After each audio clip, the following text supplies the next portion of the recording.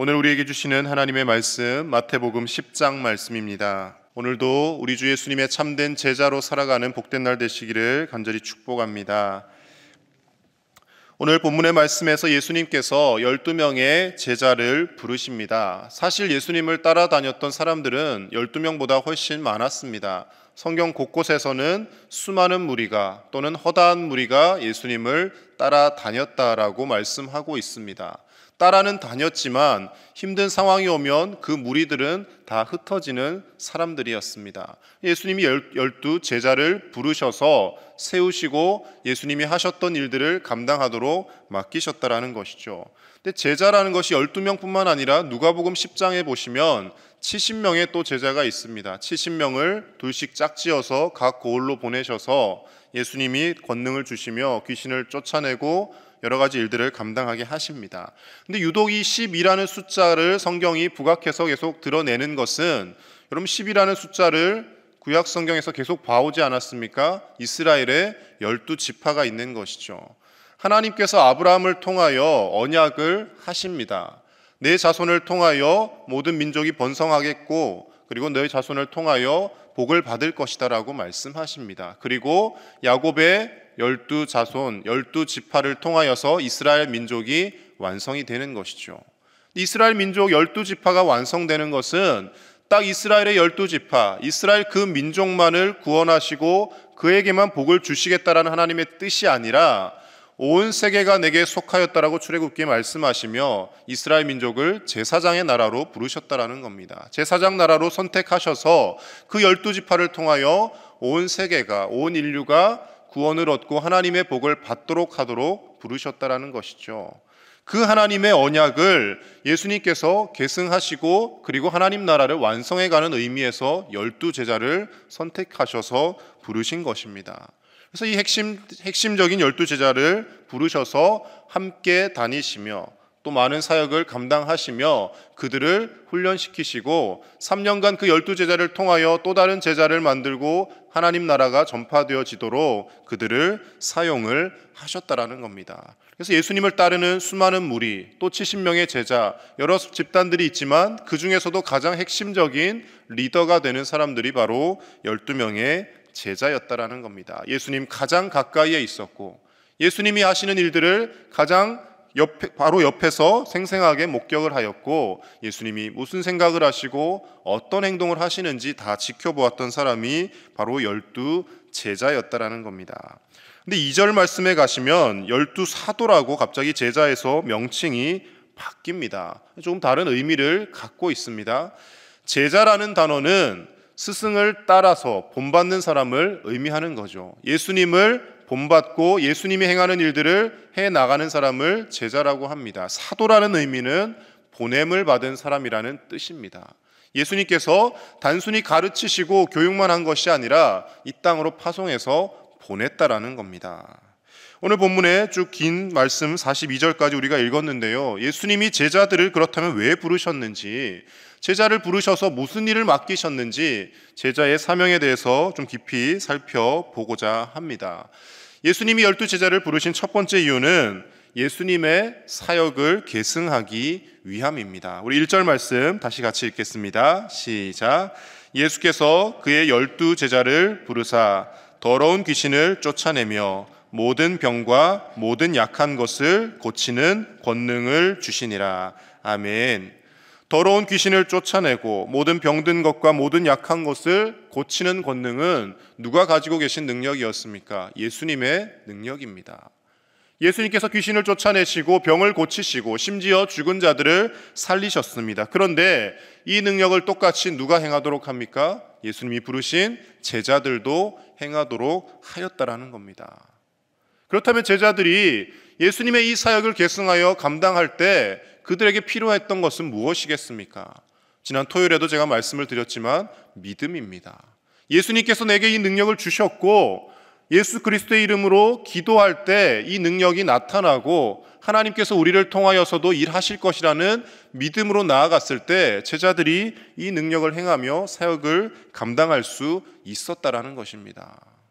세상에서 능력 있고 사람들에게 인정받는 사람들을 불러 모으셨다면 그것은 다른 조건이 전제가 될 수도 있었을 것입니다. 그런데 오늘 예수님이 부르신 제자들의 면모를 살펴보면 세상에서 유능하거나 사람들에게 존경을 받는 그런 사람들이 아닙니다. 대부분이 어부 출신이고 세리이거나 그리고 심지어 가나나인 시몬, 이 사람은 열심당원입니다. 오늘날로 해석하면 전문 대목군이라는 거예요. 물론 나라의 독립을 위해 싸우고 했겠지만 성격이 불같고 앞서고 칼을 항상 차고 다니는 그런 사람이었다라는 겁니다. 세상에서 존경받지 못하고 별로 주목받지 못하는 사람들을 부르셔서 예수님은 제자로 삼으시고 그들을 사도로 이 땅 가운데 보내셨다라는 겁니다. 여기에 우리의 소망이 있는 것이죠. 예수님께서도 잘난 사람들만 부르시고 능력 있는 사람들만 선택하셔서 사용하신다면 저 같은 사람은 하나님의 일을 감당할 자격이 없습니다. 우리 다 부족한 사람 아닙니까? 많은 능력이 있지 않고 사람들에게 유명세를 떨치지 못하지만 하나님이 우리를 사랑하셔서 하나님의 자녀로 불러주셨고 구원하여 주셨고 그리고 우리 광양제일교회를 통하여 우리 각 사람 한 사람에게 하나님 나라의 귀한 일들을 맡겨주신 줄로 믿습니다. 예수님께서는 저와 여러분들을 오늘도 부르셔서 예수님이 하셨던 그 사역을 감당하도록 하십니다. 그래서 우리가 해야 할 것은 믿음을 가지고 기도하며 예수님의 이름으로 이 땅을 치유하며 고치며 나아가야 될 줄로 믿습니다. 예수님이 부르셨던 당시 12제자만 이런 능력을 행하는 것이 아니라 특별한 어떤 신유의 은사가 있고 능력을 받은 사람만 이런 일을 행하는 것이 아니라 믿음을 가진 사람, 기도하는 사람에게 예수님이 이런 능력이 나타나신다고 말씀하십니다. 야고보서 5장 15절에서 16절 말씀에서는 우리에게 그래서 이렇게 전하고 있습니다. 믿음의 기도는 병든 자를 구원하리니 주께서 그를 일으키시리라. 혹시 죄를 범하였을지라도 사하심을 받으리라. 그러므로 너희 죄를 서로 고백하며 병이 낫기를 위하여 서로 기도하라. 의인의 간구는 역사하는 힘이 큼이니라. 아멘. 병이 낫기 위하여 서로 기도하라고 합니다. 물론 그 앞에는 교회 장로들을 청하여 기름을 바르고 기도하라는 내용도 있습니다. 목사님들을 통해 기도를 받고 또 장로님들과 또 세우신 지도자를 통하여 기도를 받으라고 합니다. 하지만 가장 중요한 것은 서로 기도하라. 내 믿음으로 기도하라고 말씀하십니다. 12해를 혈루증으로 고생하던 여인이 나은 것도 내 믿음이 너를 구원하였다. 믿음으로 구원받는 것이고요. 우리가 믿음을 가지고 하나님 앞에 기도할 때 하나님께서 원하시면 하나님의 때에 응답하시고 반드시 치유가 일어나고 하나님이 우리를 변화시키는 놀라운 역사가 우리 삶 가운데도 일어나게 되는 줄로 믿습니다. 그리고 우리가 세상에 나아가서 이렇게 살아가는 겁니다. 많이 가지지 못하여도 많이 배우지 못하였어도 예수님의 이름으로 아픔을 겪은 사람들을 위해 기도해주고 가서 손잡아주고 위로해주고 낙심하지 마십시오. 하나님 나라가 있습니다. 천국이 있습니다. 예수님을 믿기만 하십시오. 가서 전하는 겁니다. 그때 하나님께서 우리를 통하여 일하시고 세상의 많은 사람들이 저 사람은 많이 배우지 않았어도 많이 가지지 않았어도 늘 당당하고 늘 누군가가 함께 있는 것 같다라고 느낄 것입니다. 그 함께 있는 누군가가 누구겠습니까? 바로 삼위일체 하나님 아니겠습니까? 우리와 함께 하시는 그 하나님, 우리를 제자로 부르셔서 이 땅에 보내시는 그 하나님을 의지하시며 오늘도 예수님께서 감당하셨던 그 사역들 가르치시고 복음을 전하시고 고치고 치유하셨던 그 일들을 저와 여러분들도 감당하며 나아가는 복된 삶이 되시기를 간절히 축복합니다. 두 번째로 우리를 제자로 부르신 이유, 또 12제자를 부르신 이유는 고난을 두려워하지 않는 믿음을 갖도록 하기 위해서입니다. 단순히 하나님 나라의 일들만 일을 하는 존재로 우리를 부르신 것이 아니라는 겁니다. 제자가 되었으면 고난이 다가와도 두려워하지 말고 끝까지 이기는 자가 되기를 바라며 제자로 부르셨다라는 것입니다. 오늘 10장 28절에 보면 예수님께서 이렇게 제자들에게 말씀하십니다. 우리 28절 말씀 같이 보겠습니다. 시작. 몸은 죽여도 영혼은 능히 죽이지 못하는 자들을 두려워하지 말고 오직 몸과 영혼을 능히 지옥에 멸하실 수 있는 이를 두려워하라. 아멘. 예수님께서 12제자를 부르셔서 보내십니다. 그리고 5절 이하의 말씀을 쭉 보시면 그런데 앞으로 보냄을 받은 이 땅은 그렇게 녹록한 곳이 아니다라고 말씀하십니다. 그래서 16절에서는 너희는 뱀같이 지혜롭고 비둘기같이 순결하라는 말씀을 하시는 겁니다. 가서 무턱대고 열정만 앞서서 막 나갈 것이 아니라 뱀처럼 지혜롭게 다가가고 비둘기처럼 순결한 모습을 가지고 제자의 사명을 감당하라고 하십니다. 하지만 그럼에도 불구하고 분명히 핍박하는 사람들이 있을 것이고 예수님을 전한다는 이유만으로, 예수님을 믿는다는 이유만으로 잡혀가는 날들도 있을 것이다라고 말씀을 하십니다. 하지만 그러면서 덧붙이시는 말씀이 오늘 28절의 말씀입니다. 우리의 몸은 죽일 수 있지만 영혼은 능히 죽이지 못하는 자들을 두려워하지 말라는 겁니다.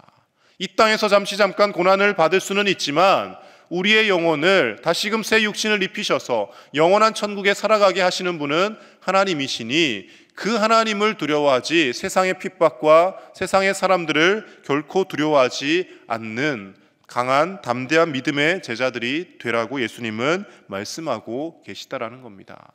그리고 하나님께서 우리를 그렇게 내버려 두시는 것이 아니라 우리를 지키시고 우리를 세심하게 살피고 계신다라고 말씀하십니다. 우리 29절에서 31절까지 같이 보겠습니다. 29절에서 31절 시작. 참새 두 마리가 한 아사리온에 팔리지 않느냐? 그러나 너희 아버지께서 허락하지 아니하시면 그 하나도 땅에 떨어지지 아니하리라. 너희에게는 머리털까지 다 세신 바 되었나니 두려워하지 말라. 너희는 많은 참새보다 귀하니라. 아멘. 하나님께서 우리의 머리카락이 몇 개가 되는지까지 세실 만큼 세심하게 우리를 지켜보고 계시고 우리를 지켜주신다라고 말씀하고 있습니다. 우리가 늘 드는 의문은 이거죠. 하나님이 이렇게 세심하게 배려하시고 지켜주시는데 복음 전하다가 순교하는 사람은 왜 순교를 하고 목숨을 잃게 됩니까? 왜 그 사람은 안 지켜주셨습니까? 라는 생각을 하게 됩니다. 저만 늘 그렇게 생각을 하는 거죠. 대체 저분은 왜 안 죽이고 왜 안 살려주시고 죽였습니까? 왜 순교하게 하셨습니까? 여러분, 순교를 당하는 분들은요, 그 순교를 당하면서 하나님 왜 나를 죽게 내버려 두셨습니까? 원망하는 사람이 단 한 명도 없습니다. 순교를 할 만한 믿음이 되니까 하나님이 순교하게 하시는 거예요. 그 순교의 현장에서 내가 예수 괜히 믿었네, 내가 괜히 예수 믿다가 이 꼴을 당했네, 이렇게 순교하는 사람이 지금 2000여 년에 예수님 오신 이후에 기독교 역사상 아무도 없습니다. 목숨을 바칠 만한 각오가 되어 있는 사람이 순교하는 것이지 저처럼 겁 많은 사람 예수님께서 순교하도록 내버려 두지 않으실 거예요.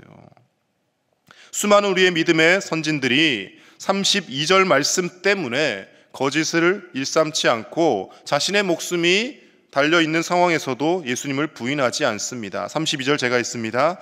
누구든지 사람 앞에서 나를 시인하면 나도 하늘에 계신 내 아버지 앞에서 그를 시인할 것이요. 그리고 33절에 누구든지 사람 앞에서 나를 부인하면 나도 하늘에 계신 내 아버지 앞에서 그를 부인하리라. 아멘. 이 말씀 때문에 수많은 믿음의 순교자들이 예수님을 부인하지 못했다라는 겁니다. 가깝게는 우리의 일제시대 때나 그리고 수많은 기독교 박해의 역사로 올라가면 한 번만 네가 예수를 부인하면 살려주겠다라고 회유하는 일들이 너무나 많았습니다. 그런데 왜 그 한 번을 부인하지 않았겠습니까? 우리 믿음의 선배들이 이 말씀을 말씀 그대로 받은 거예요. 사람들 앞에서 내가 하나님을 부인하지 않으면 하나님도 나를 천국에서 모른다 하지 않을 것이다 라고 생각을 했다라는 겁니다. 초기 기독교사에서 유명한 순교의 일화가 있습니다. 사도 요한의 마지막 제자라고 불리는 폴리갑이라고 하는 주교가 있었습니다. 당시에 로마의 박해로 인해서 수많은 기독교인들이 원형 경기장에서 사자의 밥이 되거나 화형을 당하였습니다. 이 폴리갑 역시 화형장으로 끌려갔습니다. 마지막 죽기 직전에 병사들이 이야기합니다. 한 번만 예수를 모른다고 네가 부인하면 여기서 풀어주겠다, 살려주겠다라고 이야기합니다. 그때 이 폴리갑이 했던 유명한 말이 있죠. 내 평생 80년이 넘는 삶을 살았는데 그동안 한 번도 예수님은 나를 모른다고 하신 적이 없는데 내가 어떻게 내 목숨 부지하기 위해 예수님을 모른다고 하겠습니까? 그러면서 유유히 화형을 당합니다.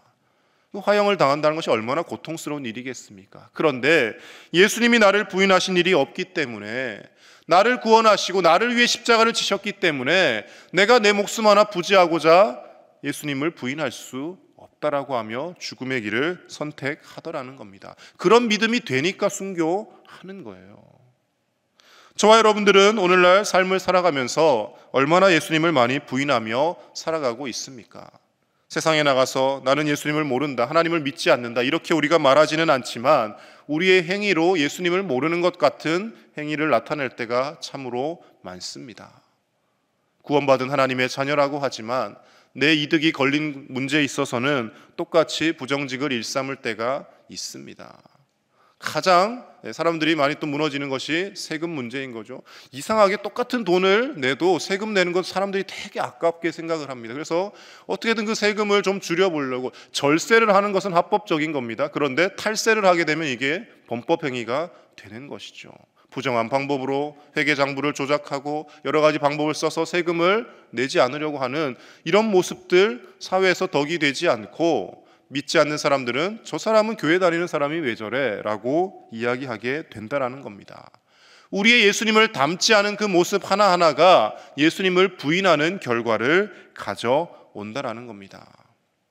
앞으로 세상을 삶에 있어서 우리가 예수님을 믿고 예수님의 제자로 살려면 분명히 더 힘들게 살아가게 될 것입니다. 예수님을 믿으면서 재벌이 되거나 부귀영화를 마음껏 누릴 수 없습니다. 예수님을 믿기 때문에 세상의 향락과 즐거움들 멀리 해야 합니다. 세상 친구들과의 관계들 자연히 멀어질 수밖에 없습니다. 세상에서의 명성과 지위 포기해야 될지도 모릅니다. 그러나 단 한 가지 하나님이 우리에게 약속하신 것이 있습니다. 영원히 죽음도 고통도 아픔도 슬픔도 없는 하나님의 나라, 그 천국을 우리에게 주셨고, 끝까지 자기 십자가를 지며 끝까지 이기는 삶을 산 자에게 하나님께서 의의 면류관, 생명의 면류관을 주시겠다라고 약속해 주셨습니다. 오늘 하루도 세상의 부귀영화를, 세상이 주는 향락을 쫓아 나아가는 것이 아니라 하나님이 예비하신 생명의 면류관, 의의 면류관 바라보며 나아가는 저와 여러분 되시기를 간절히 축복합니다. 38절 말씀을 우리 마지막으로 같이 읽고 말씀을 정리하겠습니다. 38절입니다. 시작. 또 자기 십자가를 지고 나를 따르지 않는 자도 내게 합당하지 아니하니라. 아멘. 오늘 하루도 하나님께서 내게 맡기신 십자가가 무엇인지 잘 생각하시고 그 십자가를 무겁다고 팽개치고 던지는 삶이 아니라 끝까지 내게 주신 그 십자가를 지고 예수님이 그러하셨듯이 묵묵히 하나님께서 우리에게 원하시는 하나님 나라의 삶을 살아가시고 예수님이 맡기신 부탁하신 많은 영혼들에게 복음을 전하며 치유와 회복의 권세를 행하시며 살아가는 저와 여러분들의 복된 삶이 되시기를 간절히 축복합니다. 기도하겠습니다. 이 시간 함께 기도하실 때 우리가 예수님을 닮은 참된 제자의 삶을 살게 하여 주시옵소서. 단순히 교회에 나와서 앉아만 있는 신자가 아니라 예수님의 제자가 되어서 세상을 변화시키고 이 세상을 하나님의 나라로 만들어가는 우리의 사역이 되게 하여 주시옵소서. 그리고 이 세상의 고난을 두려워하는 삶이 아니라 믿음을 가지고 끝까지 승리하는 하나님의 자녀들로 살게 하여 주옵소서. 이번 주일에 있을 새생명 축제와 수요일에 있을 축복의 밤 행사 가운데 많은 태신자들 그리고 잃어버린 영혼들이 나와서 다시금 믿음을 회복하게 해달라고 이 시간 함께 기도하며 나아가겠습니다.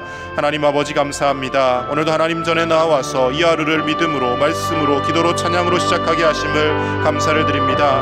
하나님 아버지, 하나님께서 우리를 사랑하셔서 은혜로 구원하여 주셨고 우리를 제자로 부르셔서 하나님 나라의 많은 일들을 맡기셨습니다.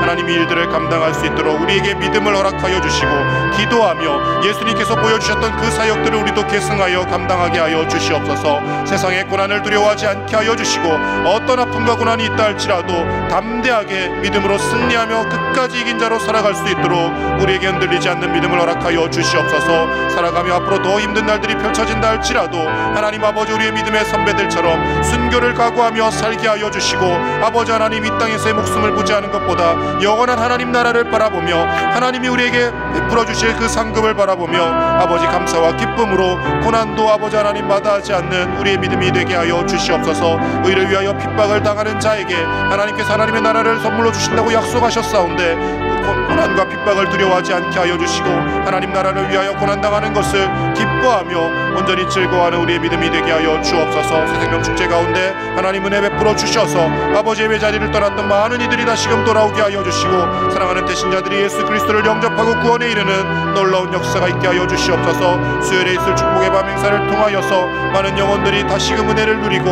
하나님 앞으로 나오는 놀라운 시간들 될 수 있도록 하나님 모든 행사 가운데 주장하시고 하나님께서 섭리하여 주시옵소서. 하나님 역사하여 주셔서 아버지 떠났던 영혼들 돌아오게 하여 주시옵소서. 하나님 감사합니다. 연약하고 부족한 것밖에 없는 저희들을 사랑하여 주셔서 구원하여 주시고 그리고 제자로 부르셔서 하나님 나라의 귀한 사명들을 감당케 하시니 감사를 드립니다. 하나님께서 우리에게 주신 이 사명, 귀하고 막중한 임무임을 우리가 늘 잊지 않게 하여 주시고 우리가 세상에 나아가서 주님의 자녀들답게 예수님의 제자들답게 정직하게 행하며 세상을 변화시키는 소금과 빛으로 오늘 하루도 살아가게 하여 주시옵소서. 몸만 교회에 나와 앉아있는 것이 아니라 정말 예수님을 닮은 제자로 살게 하여 주시고 세상에서의 고난과 핍박을 두려워하지 않고 끝까지 이긴 자로 살아서 하나님 예비하신 생명의 의의 면류관을 다 받아 쓰는 우리가 되게 하여 주시옵소서. 한 사람도 실족하는 자들을 없게 하여 주시고 날마다 하나님께서 우리에게 주신 자기 십자가를 지며 묵묵히 예수님을 뒤따라가며 예수님의 사역들을 우리도 행하며 기도로 믿음으로 놀라운 권능을 행하며 이 세상으로 나아가는 오늘 하루의 삶이 되게 하여 주시옵소서. 축복의 밤 행사와 새생명 축제 가운데 하나님 은혜를 베풀어 주셔서 예배자리를 떠났던 우리 사랑하는 성도들 다 다시 돌아오게 하여 주시고 우리가 품고 기도하는 태신자들 아직도 예수님을 영접하지 않은 많은 자녀들, 손주들 하나님 앞으로 돌아오는 놀라운 역사가 우리의 기도를 통하여 일어나게 하여 주시옵소서. 오늘 하루도 주님과 동행하는 참된 제자의 삶으로 우리를 인도하여 주실 줄로 믿사오며 우리 주 예수님의 이름으로 기도드립니다. 아멘.